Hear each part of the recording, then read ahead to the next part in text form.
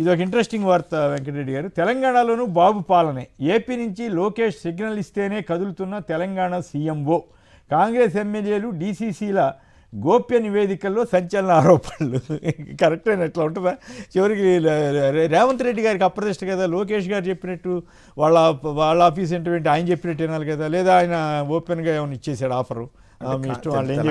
కాంగ్రెస్ కి సంబంధించిన వాళ్ళే మెజారిటీ మాట్లాడుతూ ఉన్నారు కదా, ఆంధ్రప్రదేశ్ కి సంబంధించినటువంటి పాలన నడుస్తుంది. ఎందుకు మొన్న ఈ జర్నలిస్టులు చూస్తే ఏదైతే కేవీఆర్ అరెస్ట్ అయినప్పుడు కావచ్చు, ప్రముఖ జర్నలిస్టులు అందరూ కూడా మాట్లాడింది ఏంది, అసలు ఎలా ఇక్కడ ఇన్ఫార్మ్ చేయకుండా వస్తారు అంటే డైరెక్ట్గా ఏంటి చంద్రబాబు నాయుడు గారు ఇక్కడ పరిపాలిస్తున్నట్టు భావించాలి కదా, లేదంటే ఎందుకు రేవంత్ స్పందించట్లేదు?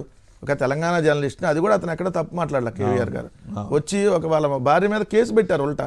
అది ఒకటేనే కాదు, అసలు ఓవరాల్గా ఇప్పుడు నాగార్జున ఇష్యూ కానీ ఇటువంటి వాటిలో అక్కడి నుంచే ఎఫెక్ట్ పడుతుంది అనేది వీళ్ళ. ఇప్పుడు నాగార్జున మాట్లాడింది ఎప్పుడో 2 years బ్యాక్, 2 ఏళ్ల క్రితం మాట్లాడింది. దాన్ని ఇప్పుడు ఎందుకు తీశారు తెర మీదకి? సో ఇప్పుడు తీసి ఎందుకు కంప్లైంట్ ఇచ్చారు? అయితే ఏమాట కాబట్టి నాగేశ్వర్ గారి విషయంలో రేవంత్ రెడ్డి గారి ప్రభుత్వం గట్టిగానే పని అంటే చాలా అది ఎఫెక్ట్ ఎక్కువ పడిద్దని ఆలోచించుంటారు. ఆయన ఒప్పుకోవాలి కదా, ఆయన టచ్ చేస్తే కొద్దిగా ఎఫెక్ట్ ఎక్కువ పడుతుంది, ఎందుకంటే జర్నలిస్ట్ నుంచి కానీ ఇది కానీ అనేటటువంటి. ఓవరాల్ గా ఇట్లాంటి వార్తలు రావడం వల్ల రేవంత్ రెడ్డి గారికి నష్టం జరుగుతుంది. అతను ఉన్నది డౌన్ అయిపోతాడు కదా, డౌన్ అవుతాడు. ఆ విషయాన్ని ఆయన దృష్టిలో పెట్టుకోవాలి. చంద్రబాబు నారాయణలపై కేసు రాజకీయ ప్రతీకారంతోనే, వారిద్దరూ చట్టాన్ని ఉల్లంఘించలేదని చెప్పి హైకోర్టు ఇచ్చిన తీర్పు మీద ఏమైనా వ్యాఖ్యానిస్తారా? సార్ ఒకటైతే క్లియర్గా, ఆ రోజు అసైన్డ్ ల్యాండ్లు దాదాపు 1100 ఎకరాలు ఏదైతే ముందే వీళ్ళు కొనుగోలు చేసి, ఎందుకంటే వాళ్ళని ఆల్రెడీ అక్కడ ఎస్సీ ఎస్టీకి సంబంధించినటువంటి రైతులను బెదిరించేసి మీదేటు ల్యాండ్ పూలింగ్లో తీసేసుకుంటుంది ప్రభుత్వం, సో రేపొద్దున మళ్ళీ మీకు పరిహారం రాదు అని చెప్పి వాళ్ళ దగ్గర 10వ పరక్కో కొనేసి దాన్ని ఇచ్చారనేది వాస్తవం. దాంట్లో మంత్రి నారాయణ 86 ఎకరాలు అసైన్డ్ ల్యాండ్లకు సంబంధించి ఉంది. ఈ రామకృష్ణ హౌసింగ్ అని ఒకటి ఉంటుంది అక్కడ మీకు, ఏదైతే టోల్ గేట్ అన్నమాట, ఆ రామకృష్ణ హౌసింగ్ అతనితో ఆల్రెడీ 15 కోట్లు లావాదేవీలు కూడా జరిగినాయని చెప్పి అప్పుడు ఆల్రెడీ సిఐడి ప్రూవ్ చేసింది. దాన్ని చేసి దాంతోపాటు కొంతమందిని అరెస్ట్ చేసింది, దాదాపుగా 5-6 ఆ రోజు అరెస్ట్ చేయడం కూడా జరిగింది. సో ఈరోజు ఏంటి, సిఐడి అనేది చంద్రబాబు నాయుడు గారి గుప్పెట్లో ఉంది. అంటే ఇప్పుడు చంద్రబాబు నాయుడు గారు ఇన్వెస్టిగేషన్ డిపార్ట్మెంట్ అయింది సిఐడి అంటే. సో ఇప్పుడు వాళ్ళు సిఐడి వాళ్ళు ఏం చెబుతారు, సార్ మా దగ్గర ఏం ఆధారాలు లేవు, మేము సాక్షులను ఎవరిని విచారించాము, మా భూములు ఎవరు తీసుకోలేదని చెప్పారు. ఎందుకు చెబుతారు? ఇప్పుడు అమ్మేసినటువంటి వ్యక్తి ఆల్రెడీ ఎస్సీ ఎస్టీ రైతుల దగ్గర వీళ్ళు కొనుక్కున్నారు. సో అది అసైన్ ల్యాండ్లు కొనటమే నేరం, అసైన్ ల్యాండ్ కొనటం నేరము. రెండోది ఏంటంటే అసైన్ ల్యాండ్ని డైరెక్ట్గా ప్రభుత్వం కొన్నటువంటి వ్యక్తుల దగ్గర నుంచి ప్రభుత్వం ల్యాండ్ పూలింగ్లో తీసుకుంది, అది ఒక రెండోది. సరే నిజంగా చంద్రబాబు నాయుడు గారు తప్పు లేకపోతే ఆయన ధైర్యంగా ఎదుర్కోవచ్చు కదా. అన్ని కేసుల్ని ఏదైతే దర్యాప్తు సంస్థలు మేనేజ్ చేసేసి ముందే ఏదైతే కోర్టులో కొట్టేయించుకోవడం దానికి, అయ్యా నేను నీతి నిజాయితీ కలిగిన వ్యక్తిని, ఇదిగో 75 ఏళ్ళ నుంచి రాజకీయాల్లో ఉన్నా, మొత్తం ఎంటైర్ నా ప్రభుత్వ హయాంలో జరిగిన ప్రతి దాని మీద సిబిఐ ఎంక్వైరీ చేసుకోండి, నేను సిద్ధమని చెప్పొచ్చు కదా. ఇప్పుడు ఏదో కోర్టు ఒక దాంట్లో కోర్టు తీర్పిచ్చింది కాబట్టి సరే, కోర్టు న్యాయస్థానాలకి ఏది ప్రూఫ్ లేకపోతే వాళ్ళు ఇస్తారు. ప్రూఫ్ ఇక్కడ ఎవరు ఇవ్వాలి? ప్రభుత్వం తరపున డిపార్ట్మెంట్ ఇవ్వాలి. అంటే ప్రభుత్వం తరపున ఈరోజు హెడ్ ఎవరు? చంద్రబాబు నాయుడు గారు. తానే నేరం చేసినట్టు ఇప్పించుకుంటాడా? ఇప్పించుకోడు కదా, అందుకనే దాన్ని చేసింది. వెళ్ళాలి. ఇప్పుడు నిజంగా చంద్రబాబు నాయుడు గారు సచివుల్లో నిరూపించుకోవాలంటే ఆయన వెళ్ళాలి ముందు, నా మీద అన్ని కేసులు ఎంక్వైరీ చేయండి. సో మేమైతే ఒక విధంగా సవాల్ మిస్టేక్ ఆఫ్ ఫ్యాక్ట్స్ కింద ఆయన అన్ని తీయించేసుకుంటున్నట్టు సార్, అది చాలా తప్పు. ఎందుకంటే రాజ్యాంగ విరుద్ధం, రాజ్యాంగబద్ధ పదవిలో కూర్చొని తన మీద ఉన్నటువంటి కేసులన్నింటినీ కింద ఉన్నటువంటి డిపార్ట్మెంట్లందరికీ చెప్పి ఈ కేసులన్నింటి 1 by 1 తీసేయండి అని నేను సచివుళ్ళు అయిపోయాడంటే ప్రజలు నమ్మరు కదా. దీని మీద ఎంతవరకు అసైన్ ల్యాండ్స్ సంబంధించి అసైన్ ల్యాండ్ ఒకటే కదా సార్, ఎంటైర్ అమరావతిలో ల్యాండ్ దాని మీద ఆ రోజు కన్నా లక్ష్మీనారాయణ గారు బీజేపీ అధ్యక్షుడిగా ఉండి లేఖ రాశాడు కదా, ఏదో సిబిఐ ఎంక్వైరీ ఏంటి చంద్రబాబు నాయుడు గారు అని చెప్పి.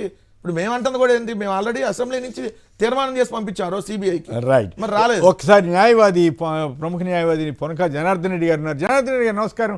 దీని మీద ఉన్న మీ కామెంట్ చెప్తారా? రాజకీయ ప్రతీకారంతోనే హైకోర్టు వ్యాఖ్యానించిందని వీళ్ళు మొన్న వచ్చిన వార్తను మళ్ళీ వాళ్ళు ప్రముఖంగా బ్యానర్లుగా ఇచ్చుకున్నారు. సో నిజంగా ఆయన తప్పు లేకపోతే మనం ఏం అభ్యంతరం చెప్పక్కర్లేదు కానీ, బట్ ఎంతవరకు వాస్తవం? దీని మీద ఏమన్నా పిటిషనర్గా ఉన్న ఆర్కే గారు, మాజీ ఎమ్మెల్యే, వారు పైకి అప్పీల్కి వెళ్ళే అవకాశం ఉందా? గత ఎమ్మెల్యే గారు మంగళగిరి, ఆయన పెట్టిన కేసు ఆయన్ని వసపరుచుకోవడం వాళ్ళ వల్ల కాదు, అందుకే దీన్ని క్రాష్ పిటిషన్ వేశారు హైకోర్టులో. ఈ క్రాష్ పిటిషన్ వేసినాక ఇప్పుడైతే 2021లో ఈయన ఒక కంప్లైంట్ సిఐడీలు ఇచ్చారో అప్పటి గవర్నమెంట్ వేరే ఉంది. ఇప్పుడు వీళ్ళ గవర్నమెంట్ వచ్చినాక ఈ ప్రాసిక్యూషన్ ఏదైతే సిఐడి ఉందో దాని హెడ్ చంద్రబాబు నాయుడే. చంద్రబాబు నాయుడు ముద్దాయిగా ఉన్నటువంటి, నారాయణ ముద్దాయిగా ఉన్నటువంటి కేసు హైకోర్టులో వేస్తే ఏ మాత్రం వీళ్ళు ఎక్కడా కూడా సిఐడి వాళ్ళు ఆధార్ కానీ విలువలు కానీ వీటిలో ఉన్నాయి కంప్లైంట్లు అని చెప్పి ఎక్కడా కూడా సేకరించలేదు. ఓకే. ఇంకోటి ఏంటంటే ఈ అసైన్ ల్యాండ్స్ అనేవి ఎవరికి బదలాయించబడవు, ఎందుకంటే వాటి మీద ప్రొహిబిషన్ ఉంటది. అంటే 22A అంటారు చూడండి, అది రీస్టాక్స్ లో కాదు. కానీ వీళ్ళు ఏం చేశారంటే ప్రభుత్వంలో అప్పుడైనా ఇప్పుడు ఉండే ప్రభుత్వంలో వాళ్ళ పెద్దలు ఏం చేశారంటే 2016లో వాళ్ళంతా ఏం చేశారంటే ఈ అసైన్ ల్యాండ్ ఈ వెంకటరెడ్డి గారు 2000 కదా 5,000 ఎకరాలు 5,000 ఎకరాలకు ఏం చేశారంటే అగ్రిమెంట్ చేసుకున్నారు. ఇప్పుడైతే రాజధాని 29 గ్రామాల్లో వస్తుందని తెలియగానే 2016లో అగ్రిమెంట్ చేసుకొని ఒక తప్పుడు జీవో 41 అని చెప్పి ఒకటి రిలీజ్ చేశారు. దాంట్లో ఏముందంటే తెలుసండి, ఎవరైతే ఎంక్రోచర్స్ అంటే భయపెట్టి అసైన్ ఎస్సీలు ఎవరైతే నిరుపేదల భూములు లేని వాళ్ళకి ఎవరైతే గవర్నమెంట్ ఇచ్చిందో ఎప్పుడు 1954 తర్వాత ఇచ్చినటువంటి భూముల్ని వాళ్ళను భయపెట్టి తులమో పణమో ఇచ్చి మొత్తం వాళ్ళ పేరుతో అగ్రిమెంట్లు చేసుకున్నారు. అవును. ఆ అగ్రిమెంట్లు కూడా చెల్లుబాటు అయ్యేటట్టుగా జీవో 41 తీసుకొచ్చారు. అది అత్యంత నీచమైన జీవో. ఆ జీవోని అడ్డం పెట్టుకొని వీళ్ళు మొత్తం కథ నడిపారు. 5,000 ఎకరాలు వాళ్ళు కరెక్టే. ఏదేమైనా ఇప్పుడు హైకోర్టులో ఇప్పుడు వారికి అనుకూలమైన తీర్పు వచ్చింది కదా, దాన్ని మీరు సమర్థిస్తారా వ్యతిరేకిస్తారా? ప్రాసిక్యూషన్ ఏదైతే సిఐడి ఉందో కేసు వేసినప్పుడు ప్రాసిక్యూషన్ వాళ్ళు దాన్ని డిపెండ్ చేయాలి, అయ్యా ఈయన తప్పు చేశాడని. కానీ అక్కడ ముద్దాయిల విషయంలో వాళ్ళు తప్పు చేశారని చెప్పట్లే. ఇగో మేము ఆధార సహకరించాము, ఎక్కడ రైతులు లేరు, రైతులు కంప్లైంట్ లేదు. కాదుగా హైకోర్టు వ్యాఖ్యానించింది రాజకీయ ప్రతీకారంతోనే వారు చట్టాన్ని ఉల్లంఘించలేదని. ఆ రైతులు లేరు కాబట్టి అప్పటి ఎమ్మెల్యే ఇచ్చాడు కాబట్టి, ఎమ్మెల్యే వేరే పార్టీ ఆయన కాబట్టి అనేది ఒక గ్రౌండ్ తీసుకున్నారు. కానీ 175 పేజీల సారాంశంలో ఎక్కడా కూడా జీవో 41 ఇల్లీగల్ గా ఉంది, ఎన్క్రోచర్స్ అనేవాళ్ళు ఎవరైనా ఆ లిస్టు సిఐడి ఇవ్వలేదు. ఓకే. ఆ సిఐడి ఇచ్చుంటే ఇదిగో పలానాయన, ఇదిగో నారాయణ ఇదిగో 30 ఎకరాలు ఉన్నాడు, పలానాయన ఎందుకు కొన్నాడు అని ఇచ్చుంటే ఆటోమేటిక్ గా నారాయణ ఎట్టు కొంటాడు? 2016 ముందే నువ్వు జీవో వచ్చే ముందు ఎలా కొన్నావు నీకు తెలుసు కదా. అలాంటివి ఆధారాలు సమర్పించలేదు. అదే విధంగా ఇది దీని రామకృష్ణారెడ్డి గారు ఏమన్నారంటే నిన్న ఆర్కే గారు ఖచ్చితంగా సుప్రీంకోర్టు ఛాలెంజ్ చేస్తానన్నారు.